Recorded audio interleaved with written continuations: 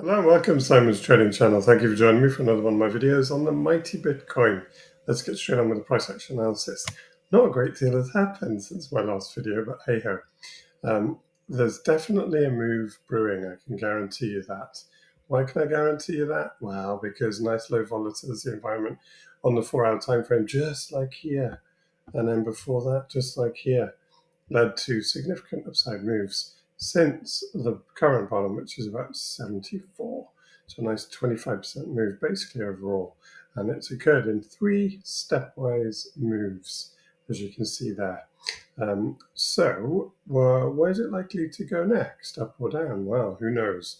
No one, because no one can predict the future. However, I can use a few tools to maybe get a steer on where that move is likely to be based on current price action. And as you can see, so I'll start on the lower time frame and work my way up to the higher time frame. So there's the midpoint of the Bollinger Band. Now remember, for volatility to expand, i.e. for the Bollinger Bands to expand, the direction that the price is likely to go, so the direction of the move, i.e. up or down, has to coincide with whichever side the price is relative to the midpoint as the volatility expands. So the longer that the price stays above the midpoint here, when volatility expansion does occur, and it's a when, not an if, then it's more likely that move will be to the upside. If the price starts to close below 103.5 on a 4-hour time frame, and then volatility expanded, well, then it's more likely to be a move to the downside. It's as simple as that. From the point of view of momentum, you can see it did indeed flirt with 4-hour momentum, flip into the downside, but it hasn't, and it's remained above the zero line there on the MACD. Although it's clearly waning momentum, you can see that too on the RSI, but it may be starting to build again. And that remains to be seen, though. But what hasn't happened so far on this 4-hour time frame is a break into the bear zone on the 4-hour, which is currently around 102. So closures below 102,000, then you've got a bit more of a bearish posture on the 4-hour time frame. That would likely beget volatility expansion to the downside and a pullback, because effectively, if I now skip up to the daily, this hasn't really pulled back yet. People could say that this is a sequence of highs. I'm just not of that. I wouldn't really agree with them. I mean, clearly it's not just been green candles the whole way, but to me, this hasn't really pulled back. You can see it's been above the midpoint of the Bollinger Band the whole way, and the midpoint at the moment is coming in around 99.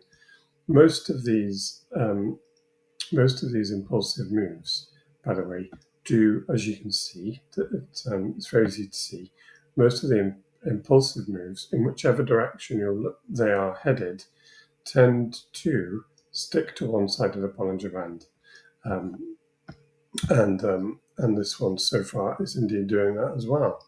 And you can see for that not to be the case, it would have to close daily time frame below 99,000. Now, I think price could very easily come back down to, sort of somewhere between probably about 97 and 100K and find some support. I think that would be very possible. But again, in the future, so can't say for sure either way. Volatility is starting to cool off on the daily.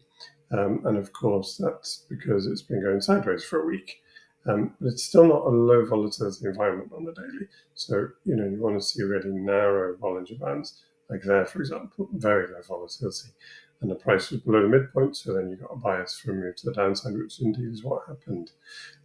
So I wouldn't be surprised if price action basically goes slightly sideways and down for the next, maybe even the whole of next week, who knows.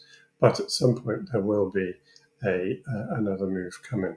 On the daily time frame, you can see the momentum indicators are thoroughly to the upside. Some people are going to argue there's like bearish divergence on the daily. I'm not seeing it really on the RSI here. I think that a pullback will be just that, and I certainly don't see this, changing its trend anytime soon. If you're going to be, or if I was to suggest to you that if we see this as a low, then price could easily come back down to say 92.5, and it wouldn't change the uptrend on the daily time frame. So I see way more reasons for another move to the upside than I do a move to the downside. What I think is probably the most likely thing, though, is some sideways and down price action without really, losing many of the gains that Bitcoin has made in the last few weeks. Now, because it's Friday, clearly CME is about to close, so let's switch to a weekly time frame. And it's a bit of a doji candle, which isn't to be, there's no surprise there, particularly as it's coming in close to the top of the Bollinger Band. So, that's a sort of bottom Bollinger Band, top Bollinger Band move. It's basically a range move. And I said this a couple of weeks ago that I think it was actually here that even if Bitcoin closed a weekly above the midpoint of the Bollinger Band on any of the exchanges, I'm looking at CME, of course, here, then it would probably get a bit of a free ride up to the top of the Bollinger Band, but that wouldn't really change anything on the higher time frames, i.e. the weekly or above, because it's a low volatility environment. And until you start to get weekly closures above the top of the Bollinger Band, it remains as such. And so what's the fallout of that? Well, Bitcoin could come all the way back down to the bottom of the Bollinger Band, and it still would be in a low volatility environment with nothing other than range plays going on. It did it very clearly here. So this 6-month sideways price action saw the low volatility environment for quite some time, with moves to the top, to the bottom, to the top, and then eventually made the move out and expanded the weekly volatility, but only for a few weeks, and then basically the move was done. So I don't particularly want to see price action get back down to the sort of 80k region, but as long as it did so and then didn't start to close weeklies below there, it doesn't really change a great deal on this weekly time frame for me personally. I prefer to see, maybe a retest somewhere down towards 95 on a weekly time frame, but no closes below there, and then the move that takes Bitcoin to a new all-time high. That's what I prefer to see, but it doesn't matter what I prefer to see. Price action will do what price action is going to do. You can see from a momentum point of view that Bitcoin nicely sort of retested the zero line more or less, just like it did over here, and the MACD pivot with regards to the zero line has basically kept me on the right side of this price action ever since here. So back in March 2023, MACD's been above the zero line. That to me is momentum to the upside. Obviously it waxes and wanes. No, it waxes and wanes. But as long as it's below the zero line, bull run's still on, and long may it continue. That's what I say. The RSI has remained out of, or has not ventured into the bear zone.